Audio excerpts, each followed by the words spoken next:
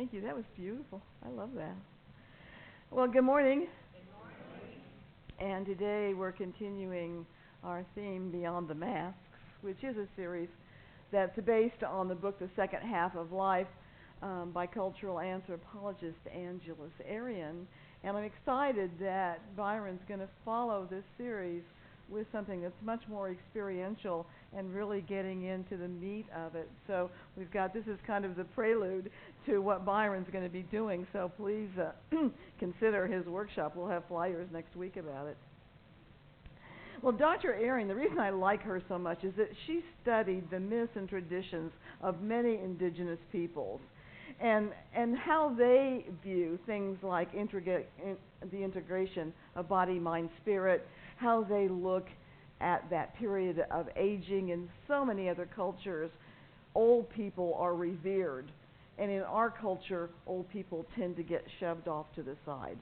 So I like the fact that she brings that respectfulness back into the mainstream conversation. Because I said earlier, I think it was Jane Fonda who said that on the average we are living 34 years longer than our grandparents. So we've really added a second adult lifetime to our life. And since this has never happened before, you and I are leading the way that third act, she calls it, can be fully lived. And in her book, Dr. Arian takes us through what she calls the 8 gates of wisdom. And I'm not going to touch on all the gates, but today we're looking at what she calls the bone gate. And that brings us to the bones of who we truly are, which is a metaphor for our authentic self. Authenticity is the degree to which we are true to our own personality, spirit, or character, despite the pressures and influences that are external to us. Dr. Arian says we can accomplish nothing meaningful during the second half of life unless we reconnect our search for happiness with values that support our character and moral fiber. Only then can we assume the wisdom mantle of the elder and become a resource of compassion, insight, and clarity. And I believe that as spiritual explorers that we all are, the road that leads to authenticity in our life and the road that leads to spiritual enlightenment is one road. Because as we develop a rich spirituality that feels love at the core of our center, we automatically then can express that love in our words, deeds, and actions. And that is being true to who we are and what we are. So basically, authenticity then is spirituality in action. That's why there's only one road. Mahatma Gandhi was invited to speak before the House of Commons in England. And using no notes, he spoke for 2 hours and brought an essentially hostile audience to a rousing standing ovation. Following his speech, some reporters approached his secretary, Mahadev Desai, incredulous that Gandhi could mesmerize his audience for such a long time with no notes. And Desai responded, "What Gandhi thinks, what he feels, what he says, and what he does are all the same. He does not need notes. You and I, we think one thing, feel another, say a third, and do a fourth. So we need notes to keep and files to keep track." So Gandhi is that example of spirituality in action, that totally congruent with himself and with the principles he stood for. And that's why he could say with confidence, "My life is an indivisible whole, and all my activities run into one another. My life is my message." Businessman and author Stephen Covey says, "People who are congruent act in harmony with their deepest values and beliefs. They walk their talk. When they feel they ought to do something, they do it. They're not driven by extrinsic forces, including the opinions of others, or the expediency of the moment.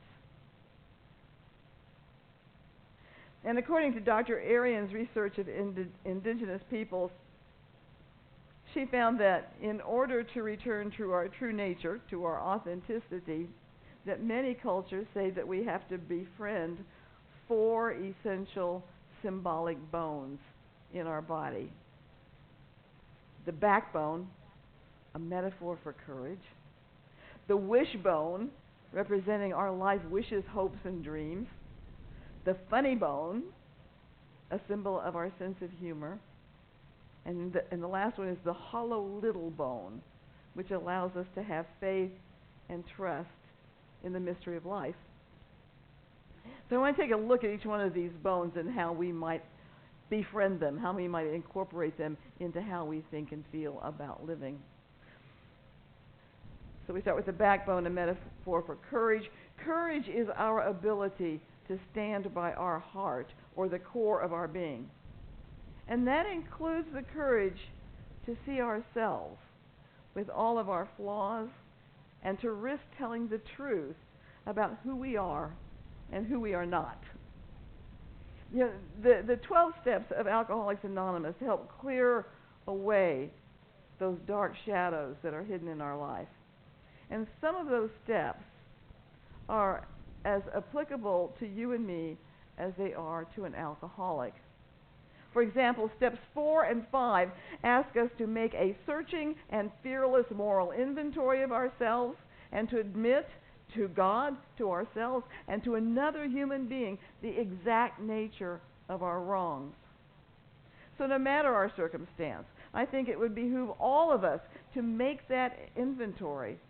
Where are we hiding those things that we've done of which we're not very proud? Because as long as those things are hidden in our past, they're part of our shadow self. And they rear their ugly head in some present situation when we overreact in anger, in fear, in shame, in criticism. And it's such a relief when we finally admit what we've done and we no longer need to hold it in. I remember there was a student in one of the classes that I taught several years ago that in this class she admitted for the very first time in her entire life that she had stolen a pack of gum when she was 6 years old. She couldn't believe how light she felt to finally admit the sin that she committed over 60 years ago. That's what we hold. That's where that shadow self comes from. So by admitting those transgressions, first to ourselves and then to someone we can trust, we can shed light on those dark places. Take them out of that shadow side. And then in steps 7 and 8, we're told to make a list of all persons that we have harmed, become willing to make amends to all of them, and then to make direct amends to such people wherever possible, except when to do so would injure them or others. And that's not a cop-out. We don't come up with an excuse of, well, this could possibly injure them when we know it won't. We're just trying not to say it. Because that's our willingness to have the courage to do the right thing, even when it's hard. And often,